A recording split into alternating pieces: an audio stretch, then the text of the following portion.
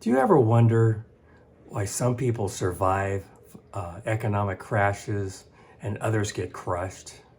Well, I'm here to tell you what I learned to protect my 401k during the 2008 crash while others lost half of theirs. In this video series that I'm going to start doing today I'm going to share with you the skills, the knowledge, the mindset that kept me out of danger. Is it because I'm any smarter than anyone else? No, it's because I happened to study certain things that led me to other things that kept me out of trouble.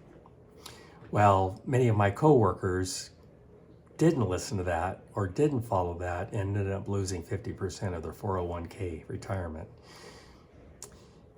So anyhow, these things and how these things can help you do the same. I want to really impart that upon you so that you will learn and be mindful of the flags that come up that show that, things are going the wrong way and you need to make a move. So to not only protect your 401k and other assets, but I want you to be able to get out of the rat race. And if you don't know what that means, it'll be defined later, and start building wealth. Or if you already have wealth, start increasing your wealth as well. Now, before I get deep into the nuts and bolts of what I'm going to present, let me do some disclaimers here, just, to make sure everybody's on track with who I am and who I am not. I am not a financial advisor. I am not an attorney, and I'm not an affiliate of Robert Kiyosaki nor his Rich Dad company. Everything I present will be from my own experience and learning. It's not from someone else's. It's what I have gone through, what I experienced, both good and bad. Also, I will be using the Cashflow 101 board game, which is by the Rich Dad company, as a learning tool for teaching financial literacy. So with that out of the way, let's get started. Welcome to the Money Monday series. I'm so proud of that. Over the next several weeks, I'm going to teach you how and what I learned about not only to protect my 401k, but many other lessons, like how money works. Money, in many ways, is very simple. In other ways, it's very complex. But you want to learn how it works so that you can make it work for you. And how to make your money work for you, as I just said.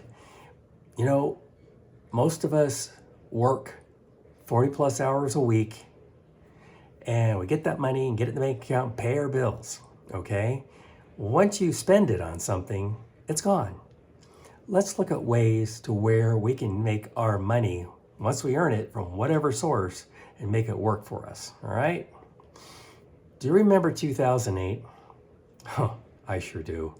It was a bad time for all of us. Or I should say many of us. Some people got out okay. I did pretty good. People were losing their jobs, their homes, their money in their bank, their 401k and other investments. Banks were being gobbled up by larger banks. It was crazy. Builders were bulldozing overbuilt housing developments. I mean, there was brand new homes all over the place, but they couldn't sell them. And they were being, there were squatters in it. They were being graffitied, the whole bit. So just to save what little they had left after building those homes, they just bulldozed them. It was insane. Yeah, it was really a bad time. There didn't seem to be a way out. It was probably one of the worst times in my life financially. I mean, trust me, we're all scared. People around me, adults, myself, even though I had learned a few extra things, I was scared. I didn't know how far it was going to go.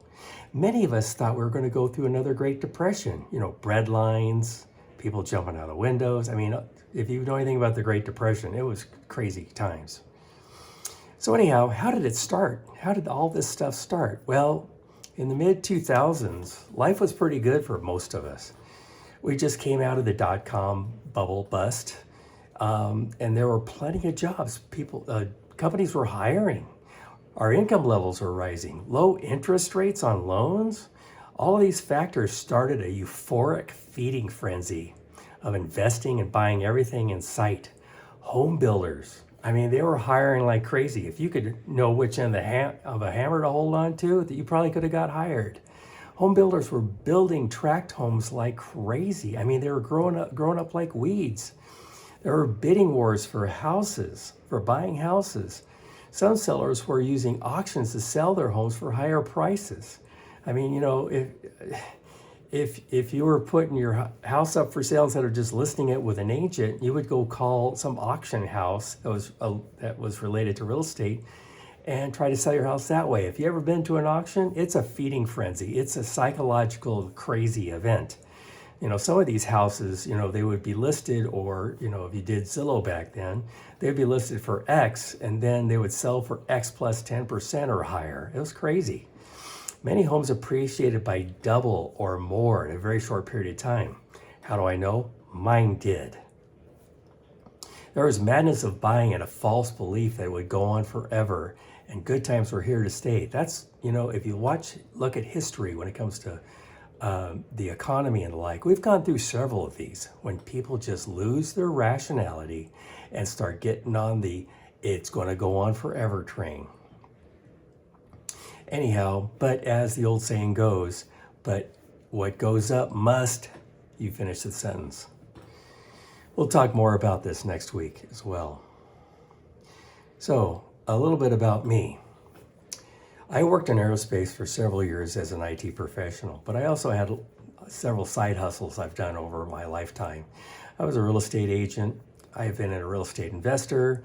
I was an organizer, facilitator, instructor of Cashflow meetup games, something I really enjoyed.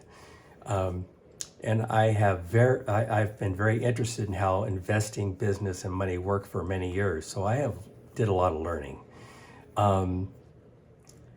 As an aside, even though this is something I've really dived in the deep end of the pool about, I do not have a degree in business or computer science, anything like that. I've taken some classes in it as an interest, but I've never been a major. My major was in applied psychology. Go figure. Anyhow, I just thought that'd be funny. Okay, so what to expect the upcoming videos. We'll be releasing them every Monday morning at 10 a.m. That's Eastern time, and then 8 o'clock a.m. Pacific time. I will be presenting many things I've learned over the years. I'm going to do a brain dump with you guys, and anything else I learned as we're doing the series, because now that I'm focused on this, I'll be looking at a lot of other stuff as well. I am also going to incorporate the Cashflow 101 game to teach you how to get out of the rat race by building wealth. No, I'm not going to teach you how to play the game. There's so many different aspects of investing and money and all that is in this game that I will be bringing it up as a trigger for a topic. And this is the same thing I did in the college course I taught. Was basically I had people play the game. I explained things to them about certain topics in the game. So I always took it much higher, much farther out than the game itself would teach. And yeah, a lot of asides. So anyhow, I won't be teaching how to play the game. I have no idea how to do it in this format. But anyhow, I'll be using that as a learning tool. So notes. So if you know YouTube much, well, there's always notes down below that the presenters put in there, and they're URLs, they're links to other websites and other presenters on YouTube, which I have a lot. And I have no shame in sharing them, because if you learn more from them on a particular topic, power to you.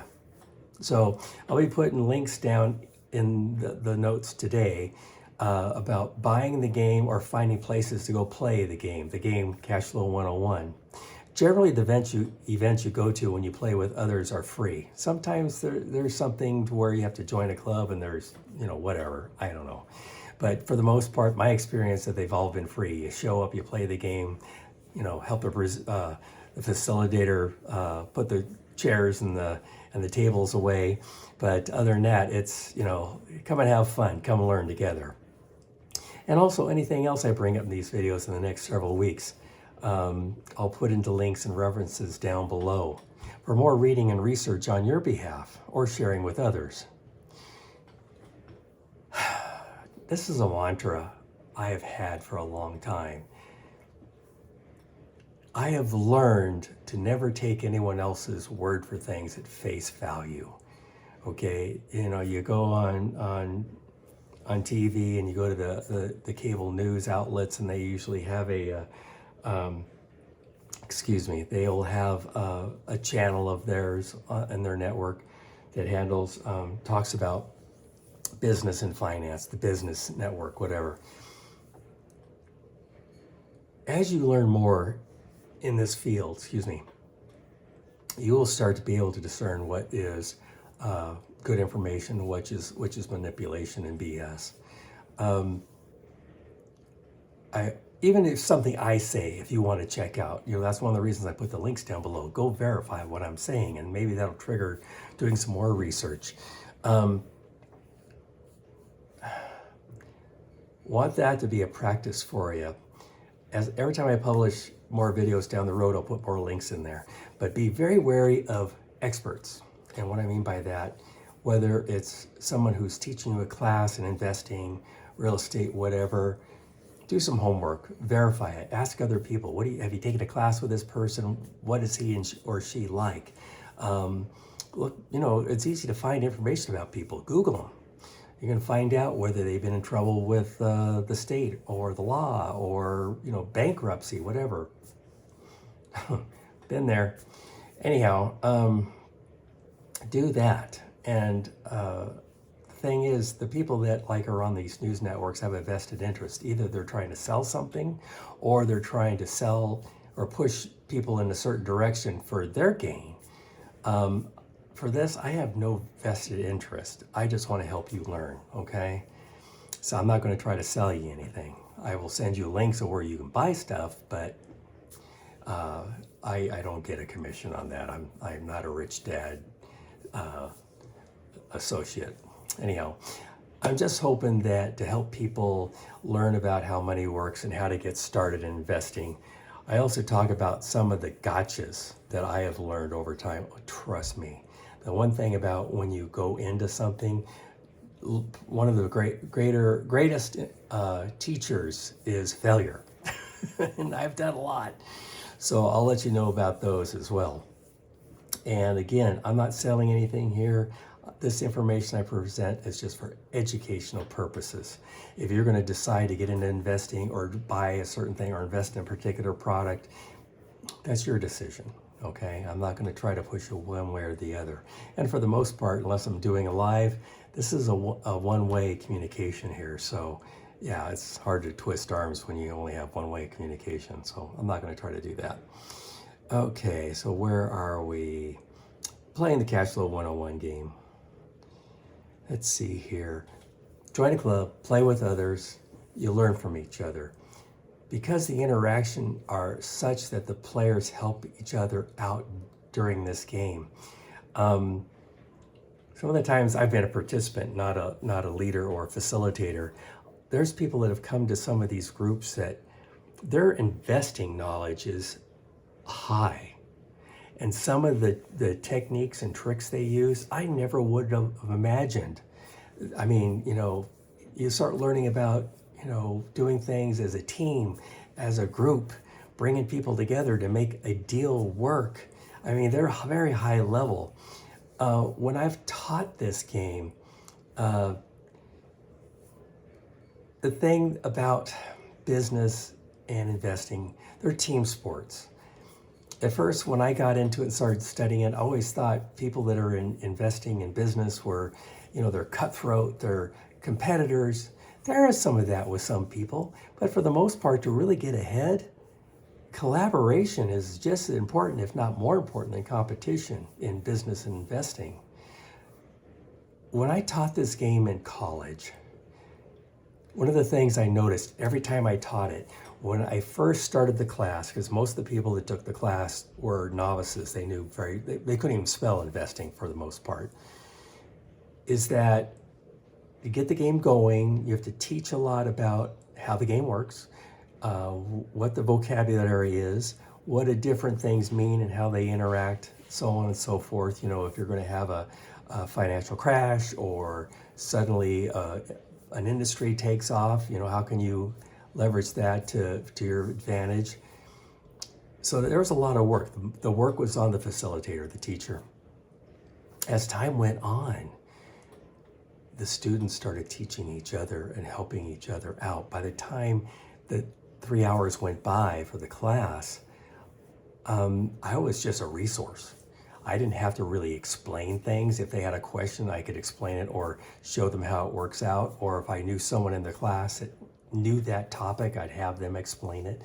I mean, the class fed itself. Now, when you get to like these Cashflow clubs, this was a class. But if you get to these clubs where you play, you try to maybe find a table to sit down at where you're at about the same level. But anyhow, it's very collaborative, very instructive. It's so cool. I love it. So by the time I'm done talking and tired of talking, they take over. So anyhow, one more thing. Cashflow game, get your kids involved. The reason why I say that is that my experience from teaching this game and running these games is that the cool thing about kids is that their brains aren't fixed yet. We adults, we tend to have a way of looking at the world. We have our own, I can't think of the word right now, but our own way of looking and dealing with life. And kids are like sponges, they're wide open. And a lot of these kids, the parents will bring the kids in, and some are really young and immature, so they'll play for a little bit and then they'll wander off and go play like kids do. But some will stick with it. And I don't think it's an intelligence thing. I think it's just a maturity thing, a development thing.